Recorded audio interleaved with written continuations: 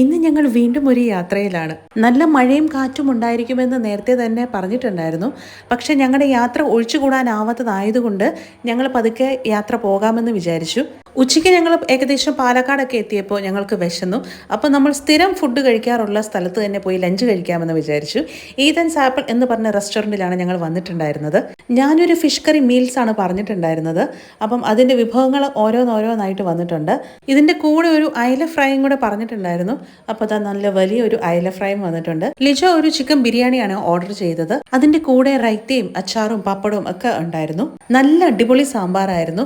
പൊതുവെ എനിക്ക് സാമ്പാറാണ് കൂടുതൽ ഇഷ്ടം. തേങ്ങ അരച്ച മീൻകറിയായിരുന്നു ഈ കൂടെ ഉണ്ടായിരുന്നത്. കൂടെ ചക്ക പായസവും പുളിശ്ശേരിയും പച്ചമോരും രസമൊക്കെ സെപ്പറേറ്റ് ഒരു ബൗളിനകത്താക്കി തന്നിട്ടുണ്ടായിരുന്നു. അങ്ങനെ അവിടുന്ന് ഭക്ഷണം എല്ലാം കഴിച്ചിട്ട് ഞങ്ങൾ ഇറങ്ങുവാണ്.